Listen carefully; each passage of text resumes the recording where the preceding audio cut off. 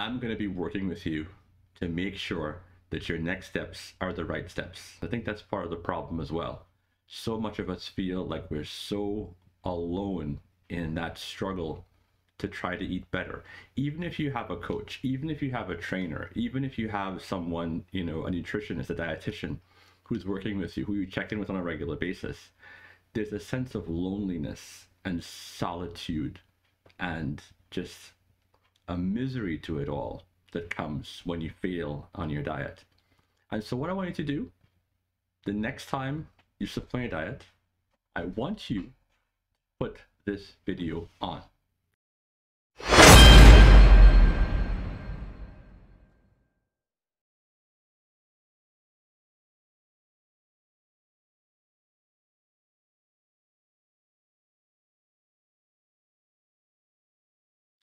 Today we're going to talk about something that's really pressing for a lot of people, which is what should you do when you cheat on your diet?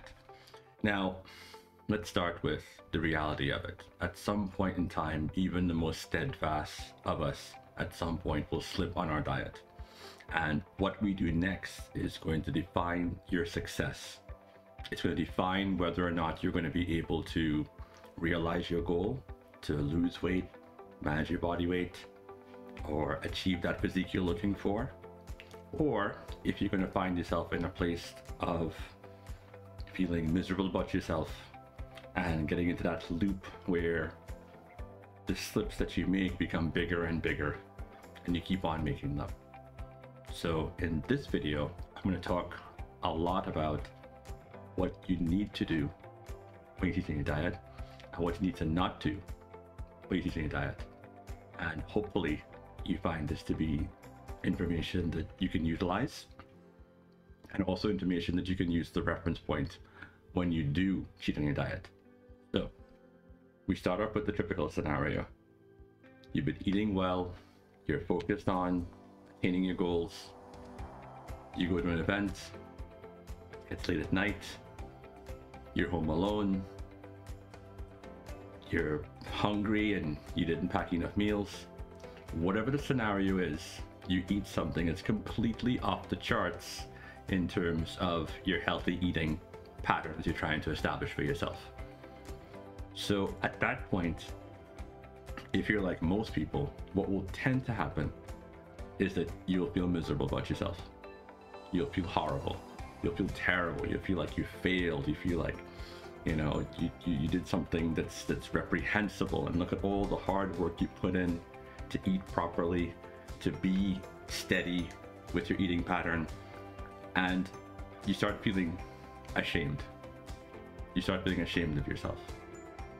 And that shame, that sense of guilt, is one that I have seen really prevalent and almost becoming more and more as the years go by, as people seem to equate cheating on your diet with some form of moral failure.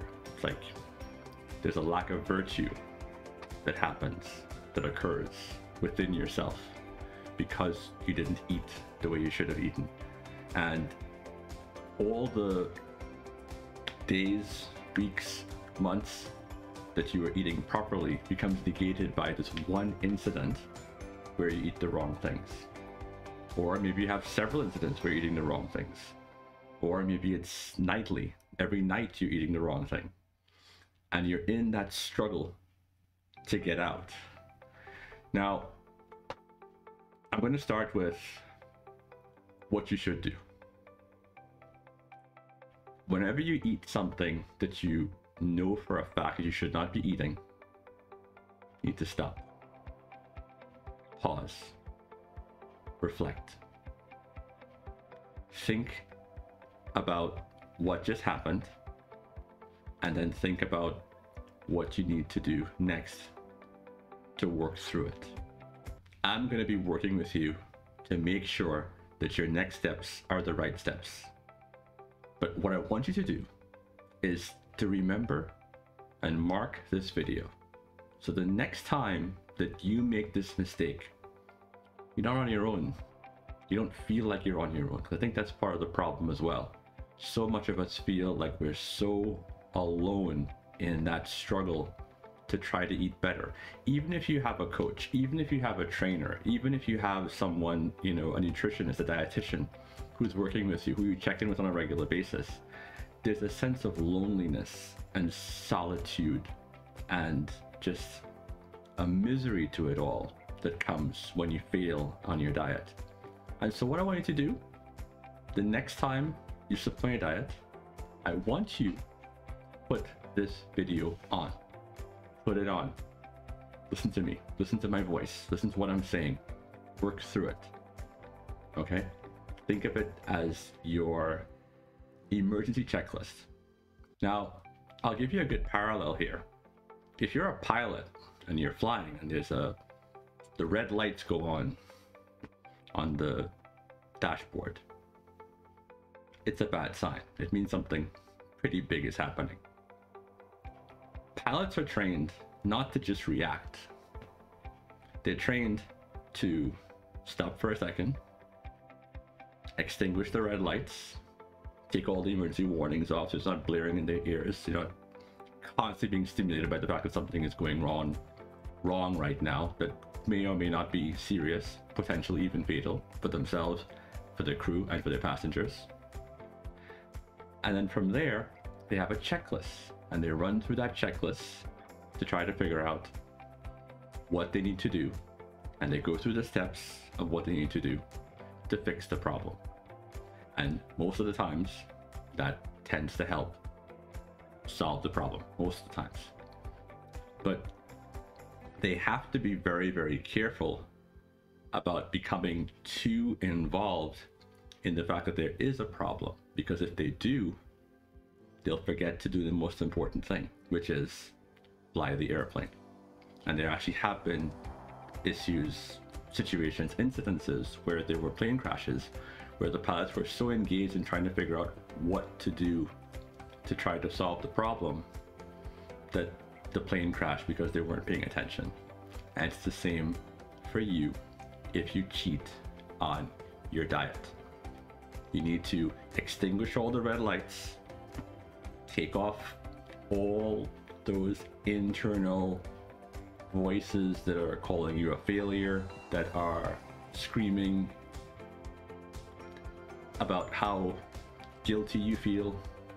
Those are extremely culturally inherited values that work really well in moral situations. But eating something that you shouldn't have eaten is not a moral situation. It is not. So you need to extinguish all those red lights. It's going to distract you from doing what you need to do to make sure it doesn't happen again. And just like those pilots, if you become too involved in the idea that I ate the wrong food, I had that pizza, I had that chocolate, I had that drink,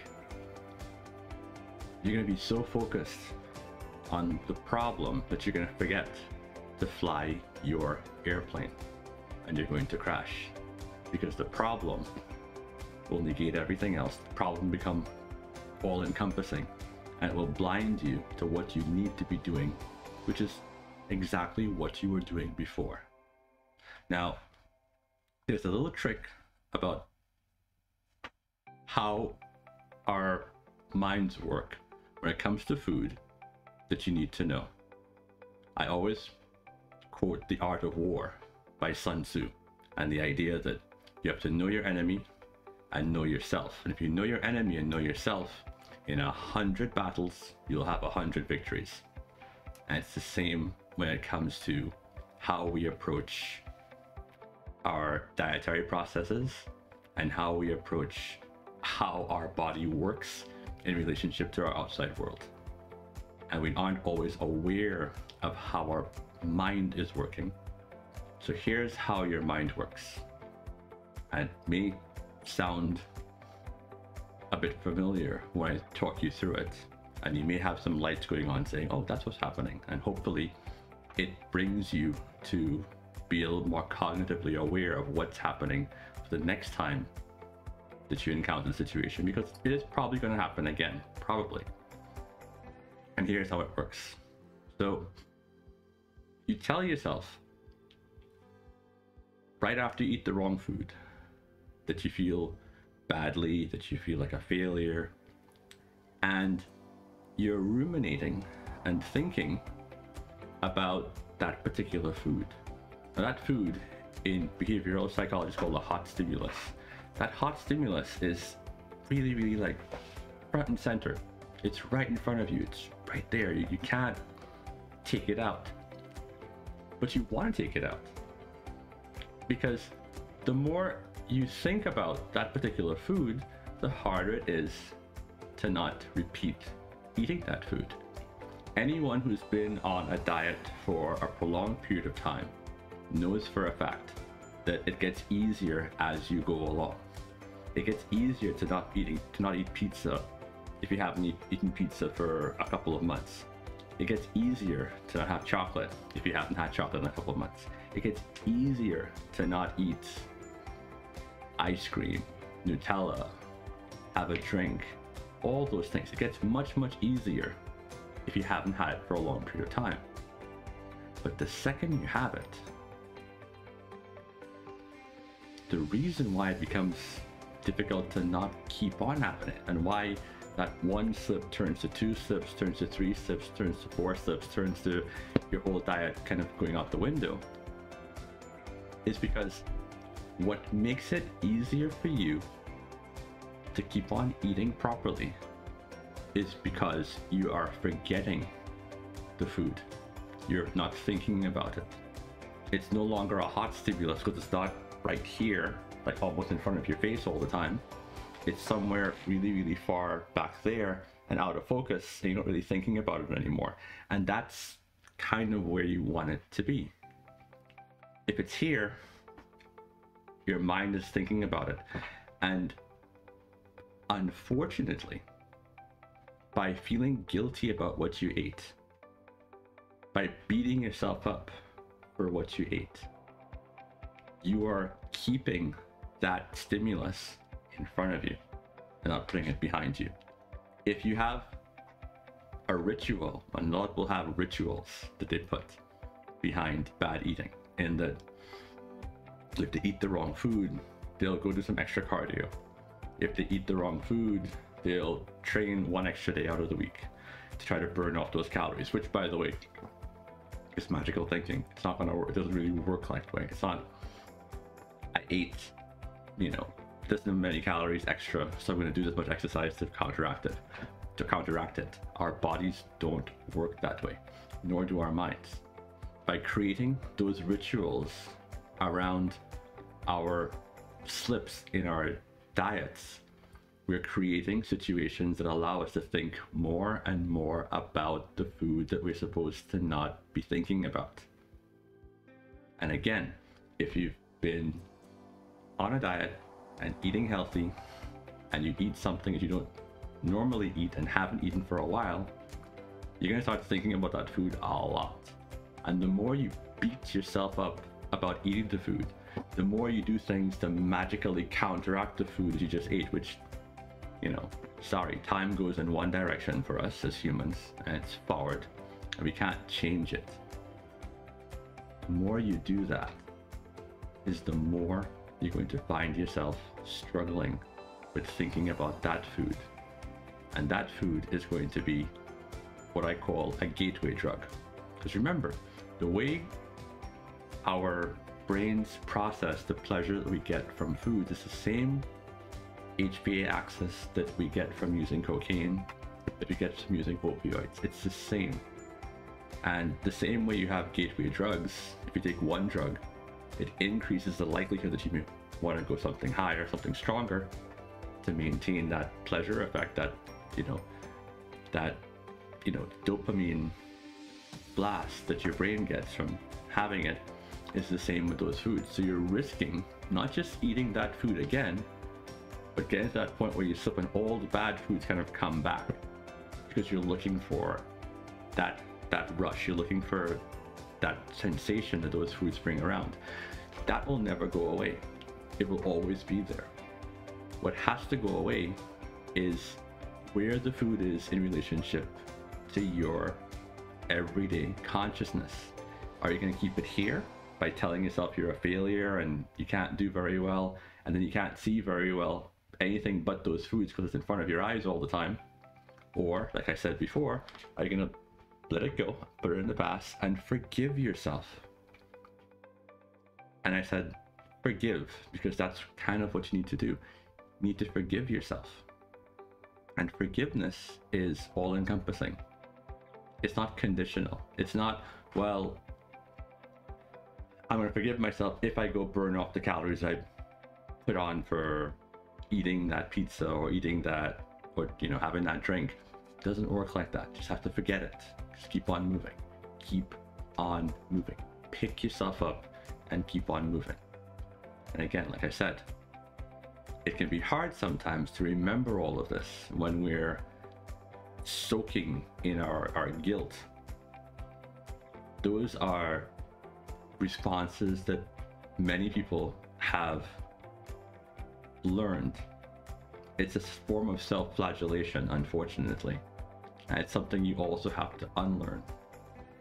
And to help you unlearn that, I want you to write down that when something bad happens, I'm not going to beat myself up about it, because the more I beat myself up about eating a particular food, the more likely I am to repeat eating that particular food. Or bookmark this video, and the next time that you find yourself eating something you shouldn't eat and you're feeling horribly about it, turn the video on, listen to my words, remember that it's important not to keep it here, but to put it out of focus and put it far back behind you. It's very important if you want to be able to continue on the path. Now, I know it can sound impossible, because it always sounds impossible until you do it. It sounds impossible that a time can come when you no longer have to worry about slipping up by eating the wrong foods. And depending on where you are on your journey, especially when you're just starting off, it may seem like you don't have the strength to do so. But you do. You do have the strength. I believe you have the strength. But you need to believe that you have the strength, because that's more important. You need to believe in yourself. You can do it. And there are ways to do it. And the most important way to do it is to get into the practice that when you slip, because you will slip, you get back up and keep on going. Don't look over your shoulder. If you're a sprinter and you're trying to win the race and you fall, you don't look over your shoulder and keep on looking at that place where you fell. Because if you keep on doing that, you're going to fall again, and it's exactly the same thing. You keep on looking forward. Keep on looking to where you want to be, which is in a place where those foods are in the background, and they will always be in the background. They're not going anywhere. You're not going to get to a point where you can have those foods and probably not have a massive feeling that you need to eat more and eat more and eat more and eat more. Hyperpalatable foods are called hyperpalatable foods because that's what they are. They're designed to short circuit our natural ability to not overeat and short circuit our logic when it comes to how many calories we should be taking at one particular period of time. It's designed to do that. So our best bet is avoidance, and avoidance doesn't come from willpower. Avoidance comes from letting enough time between you and the food be so much that you don't really think about it anymore. And I'll give you my personal experience. I had times where I would have, after bodybuilding competitions and just absolutely ravenous. There was one time where I had a pizza almost every single night. When I say a pizza, I mean a whole pizza, a whole large pizza. Every single night. There's a pizzeria right across the street from the gym, Fifth Avenue gym where I used to train. And every night I would go across the street I'd get the pizza, I would take it home, and I would eat it, and I would feel horrible about myself. Horrible, absolutely horrible.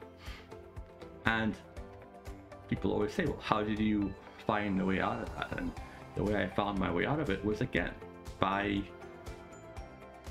practicing what I preached.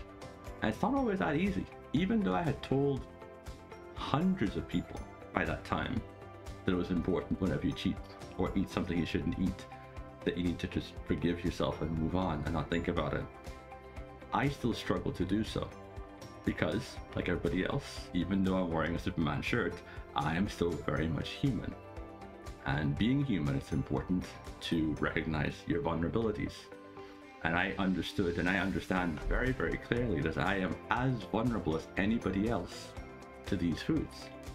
And that the only way out is to stop beating myself up and start getting into a place where I don't think about it. And so that's what I did. I wrote down exactly what I just told you. I will not beat myself up about eating a particular food, because by doing so, it makes me more likely to repeat eating the food. And time went on, and time went on, and that stimulus for having a pizza after coming out of the gym, as horrible as it might sound, it was very, very much there. Didn't go away through willpower. It just faded away over time. I still came out of the gym and had the pizzeria across the street. It didn't go anywhere.